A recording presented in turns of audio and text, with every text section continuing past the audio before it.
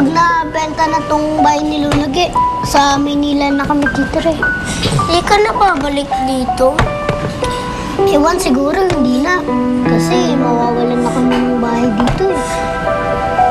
Ano na yan? Hindi mo na best friend? Pucho, kahit saan naman ako magpunta, best friend pa rin kita, no?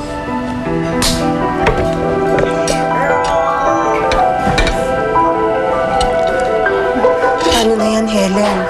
Ha? Hawak ni Lester si Dave. Na hindi tayo pwede magsumbong sa mga polis. Baka mamaya lalong mapahamak si Dave. Eh, ang tanong, buhay pa ba si Dave? Huwag naman kayo magsasalita ng ganyan. Ayoko mag-isip ng mga ganyang bagay. Eh, Diyos ko, ano na gagawin natin? Si Borge. Si Borge.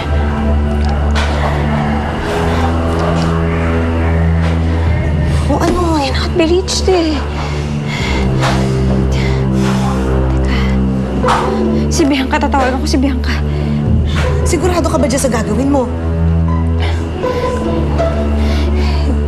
Oo eh. Kailangan niya malaman eh. Eh, alam mo namang mainit ang dugo sa ng babae yan eh. Eh, bahala na po, Nay.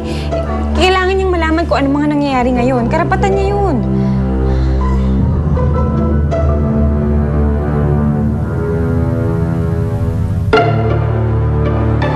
Ano bang nangyari sa'yo kagabi, Bianca?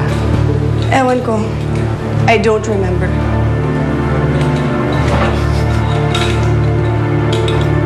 Why?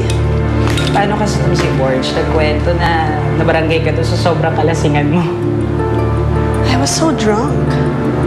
Bumiyahe pa ako sa Punta Vedra para lang punta si Dave sa bahay ng babaeng yun. At naging successful ka naman, di ba?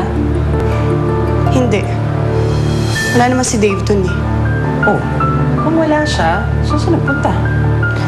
I don't know. I've been calling him, pero hindi niya sinasagot. Bianca, hayaan mo na nga yung asawa mo. Lagi naman siyang ganyan. He'll be back soon.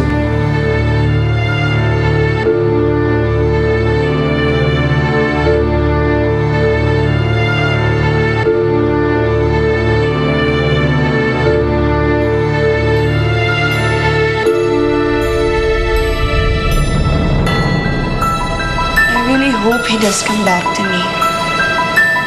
At hindi sa babae niya.